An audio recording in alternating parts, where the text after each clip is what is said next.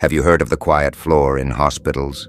The one nurses warn each other about in whispers, because the call buttons ring from empty rooms, not empty, like the patient went home.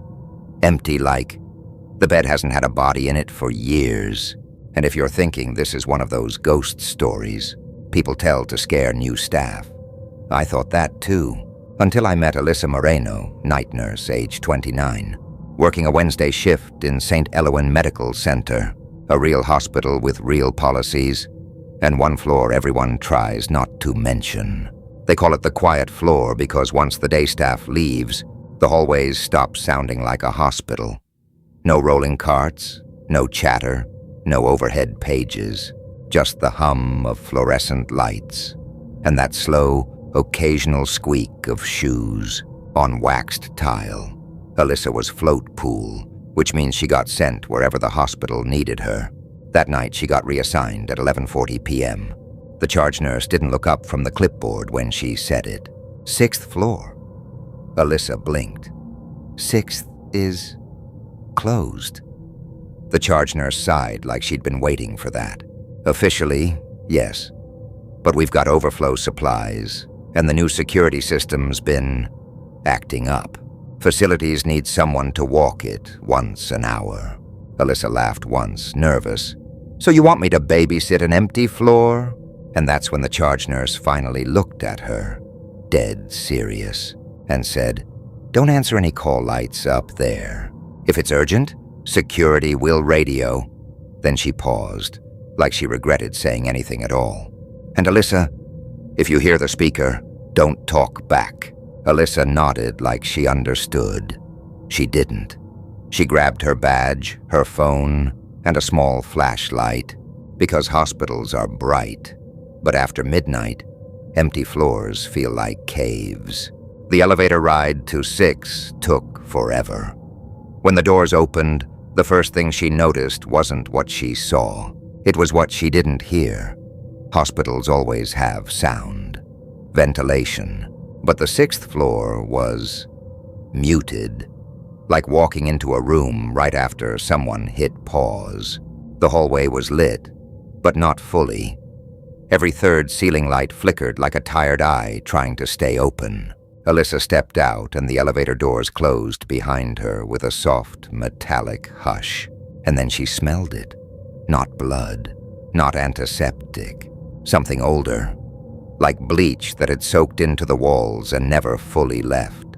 Supply closet, locked. Rooms lined the hallway, each door shut. Most of them with temporarily out of service labels taped crookedly. Some still had faded whiteboards. Dr. Patel diet, NPO allergies, NKDA. Alyssa froze. The sound came from down the hall on the left. A door with a sign that said, Room 631, sealed for renovation. She knew there shouldn't even be power to that room's call system. She told herself it was a wiring issue, a glitch. The little red light above the door clicked on, bright and steady, like a patient had pressed the button with a calm, waiting finger. Alyssa did what every nurse does when they hear a call light. Then she remembered what the charge nurse said. Don't answer. So she stopped. She pulled out her radio. Security, this is Alyssa on 6. I've got a call light triggered at room 631. Static. Then security answered, bored. Copy. Could be sensor drift. Don't go in. Facilities will check tomorrow. Alyssa stared at the door. Door sealed, she said. The light is on. Security didn't even hesitate. Yeah, that happens. Okay. So I just leave it? Leave it, security said. Ride it out. And the radio clicked off, like it was staring back. Finally, she walked away, telling herself it's a glitch, like maybe someone was playing a prank from a control panel. The voice didn't sound like a random voice. It sounded like it knew. It was talking to a nurse, like it had waited for a nurse. Alyssa backed up a step and whispered to herself. Nope. She pressed again. Still nothing. A faint buzz, but the elevator didn't open. Steady, waiting. Her radio crackled, not with security, with another voice, a mechanical voice from the hospital's console system that should have been asleep. Call received. Then a printer noise began. Ch-ch-ch. Alyssa turned toward the nurse's station. The old desk printer, unplugged, she thought, was printing a thin strip of paper, slowly, quietly, like a receipt. Alyssa walked closer, eyes locked on the strip. When it finished, it dropped onto the tray. She picked it up. It was a call log. And next to room 631, under time, it printed 10 Monty, not a time of day, a duration, 10 minutes. Alyssa stared at it, trying to make her brain accept a normal explanation. The only thing she could think was, it's counting something. I'm gonna need you up here, now. Static. Then, slowly, security answered. You said you heard the speaker, didn't you? Alyssa swallowed. Yes. Security didn't sound surprised. He sounded tired. Don't talk back, he said. I didn't, Alyssa said quickly. A pause. Then security asked, what did it say? Alyssa hesitated, because saying it out loud made it feel more real. Smile, so I know it's you. The radio went silent for a beat too long. Then security said, okay, listen carefully. Walk to the elevator. Stand with your back to the doors. Do not look down the hall. Alyssa frowned.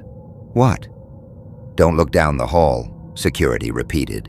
And whatever you do, don't go near 631. Alyssa's throat tightened. Why? Security exhaled. Because the last nurse who did said the bed was empty on camera, but the sheets moved like someone sat down. Alyssa didn't respond. Her hand was shaking now. Security, she whispered. Why is it printing 10 minutes? It wants you to perform for it. Alyssa felt cold, like her blood took a step back from her skin, back to the doors, eyes forward. But even without looking down the hall, she could hear it.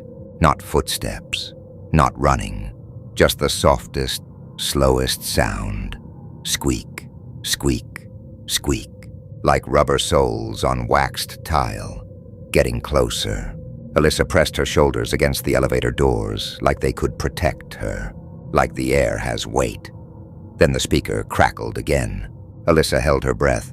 Her eyes burned. The intercom clicked. 10 minutes. Alyssa's phone vibrated. She didn't pull it out. Her phone vibrated again, then again, relentless. Finally, she glanced down, just enough to see the screen. A notification from the hospital's internal messaging system. A patient alert. From room 631. The message was one sentence. Look at the camera. Alyssa's heart slammed. She shook her head like she could shake off the whole moment. Then the elevator dinged behind her. Doors opening. She stepped in without thinking. As the doors slid closed, she did something she would regret.